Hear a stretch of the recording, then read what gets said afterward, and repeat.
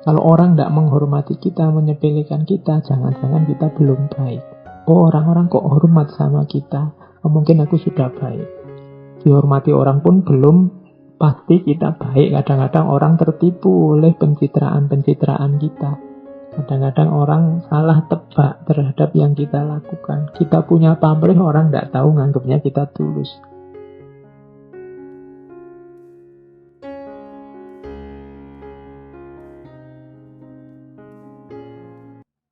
Mengapa engkau membantu orang lain? Ya karena membantu orang lain itu baik. Kalau masih ada pamrih-pamrih, saya bantu orang lain itu Pak, biar dapat imbalan, penghormatan, biar dapat imbalan nama baik, atau biar nanti pahalanya dikali lipatkan. Kalau masih ada pamrih-pamrih di luar kebaikan itu sendiri, berarti kita masih namanya belum tulus, belum baik yang sejati. Maka jadilah orang baik yang sejati, melakukan kebaikan ya hanya karena itu baik. Mengapa engkau sedekah bantu orang lain? Ya karena sedekah itu baik, Pak. Jawabannya cuma itu saja, titik. Tidak ada tujuan lebih jauh, tidak ada target lebih jauh. Berarti kita orang baik. Jadi orang baik itu orang yang melakukan kebaikan karena itu memang baik. Dan yang seperti ini nanti katanya Aristoteles, inilah nanti jalannya kebahagiaan. Orang lega, orang puas, karena kebaikannya tuntas. Jadi kalau sudah tuntas itu kan tidak bisa diotak-atik, tidak bisa diganggu-gugat lagi. Isyarat bagi para pemimpin dan calon pemimpin, pertama-tama harus membangun karakternya. Harus jadi orang baik dulu, yaitu orang yang melakukan kebaikan karena itu baik, bukan karena syarat-syarat apa atau karena tujuan-tujuan apa. Oke, kita lanjutkan. Ini uraian kelanjutannya kalau ada yang tanya. Mengapa kok kebaikan? Mengapa bukan kesenangan? Mengapa kesenangan tidak disebut, tidak dianggap jalan kebahagiaan? Kalau dijawab versinya Aristoteles ya, karena kebaikan yang sejati itu harus menunjukkan ciri bahwa itu manusia. Jadi kebaikan itu karakter yang hanya dimiliki oleh manusia. Kalau kesenangan ini bukan ciri khasnya manusia. Kenapa? Karena binatang juga nyari senengnya, nyari enaknya, nyari nyamannya hidup saja. Jadi kalau berhenti di kesenangan, belum bahagia karena belum karakter manusia.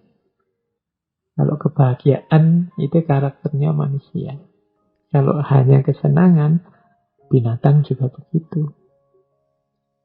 Jadi jawabannya itu, kalau ada yang tanya mengapa kok kesenangan tidak merupakan puncaknya kebahagiaan, tapi kebaikan. Mungkin ada yang tanya lagi yang kedua, kenapa kok bukan kehormatan? Kenapa kok kebaikan, kok tidak kehormatan? Jawabannya Aristoteles ya, kehormatan itu apa sih? Kehormatan itu kan apa yang dipikirkan orang tentang kita. Kemudian orang menilai kita tinggi, menilai kita bagus, menilai kita baik, kan itu. Orang yang mencari kehormatan itu kan sama dengan orang yang mencari pengakuan. Orang yang mencari keyakinan diri bahwa mereka ini baik. Aku ini sebenarnya baik apa enggak sih? Terus dia melacak. Menurut orang-orang aku sudah baik apa belum? Ini kalau bahasa lainnya kan mencari kehormatan. Mengejar kehormatan. Oh belum, saya harus melakukan yang baik lagi dan seterusnya. Berarti kehormatan ini belum puncak. Puncaknya adalah kebaikan. Oh alhamdulillah ternyata memang aku dianggap baik oleh orang lain. Makanya aku dihormati. Loh, berarti intinya kan di kebaikan, bukan di kehormatan. Kehormatan itu hanya salah satu cara kita untuk tahu bahwa kita ini memang sudah benar-benar baik. Kalau orang tidak menghormati kita, menyepelekan kita, jangan-jangan kita belum baik. Oh, orang-orang kok hormat sama kita, oh, mungkin aku sudah baik. Dihormati orang pun belum pasti kita baik. Kadang-kadang orang tertipu oleh pencitraan-pencitraan kita. Kadang-kadang orang salah tebak terhadap yang kita lakukan. Kita punya pamrih, orang tidak tahu, nganggapnya kita tulus. Tapi kita tetap dihormati. Berarti memang kehormatan ini bukan puncaknya. Jadi kehormatan itu hanya salah satu jalan yang bisa menunjukkan kita sudah baik apa belum. Berarti dia bukan kebahagiaan yang hakiki, yang sejati. Yang sejatinya tetap ada di kebaikan. Kenapa bukan kekayaan juga, Pak? Apalagi kekayaan. Kekayaan juga harusnya bukan tujuan puncak.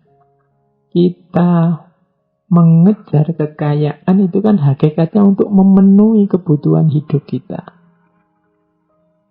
Kalau ada orang kekayaan untuk kekayaan, ini sebenarnya orang yang tidak pinter. Uang kita nyari uang, nyari kebutuhan hidup. Itu kan untuk memenuhi apa yang kita inginkan. Makanya kalau kekayaan itu hanya dikumpulkan, itu sebenarnya logika yang keliru. Uang kekayaan itu untuk memenuhi hidup. Maka hidup yang utama itu kan bukan hidup yang surplus berlebihan hal harta benda untuk kehidupan kita. Tapi kalau pas kita butuh dia ada. Maka ada yang bilang orang kaya itu sebenarnya orang yang merasa cukup. Jadi bukan orang yang banyak harta. Kalau banyak harta tapi tidak merasa cukup ya tidak kaya. Atau hartanya hanya ditumpuk saja, tidak digunakan sesuai perannya. Harta itu kan untuk memenuhi kebutuhan. Untuk memenuhi kebutuhan. Kadang-kadang hartanya banyak, dia tidak menikmati. Eman-eman hartanya, terus hidupnya malah tidak bahagia, hanya untuk menjaga harta. Nah ini cara berpikir yang terbalik. Wong adanya harta, adanya kekayaan itu kan untuk memenuhi kebutuhan. Berarti orang yang kebutuhannya terpenuhi, dalam bahasa yang lain orang yang cukup, itu sebenarnya dia sudah kaya. Tidak harus numpuk harta berlebih. Buat apa harta? Ya harta untuk memenuhi kebutuhan. Lah terus ngapain harta itu ditumpuk-tumpuk saja? Ya nikmatilah untuk memenuhi kebutuhanmu. Jangan dibalik, karena ada orang yang kita sebut budaknya harta. Hartanya ditumpuk tapi hidupnya susah. Mending hartanya pas-pasan tapi juga pas dan cukup untuk memenuhi kebutuhan hidupnya. Hidupnya apa? Ya kebahagiaan tadi. Jadi harta ternyata juga belum final karena dia hanya melayani hidup manusia.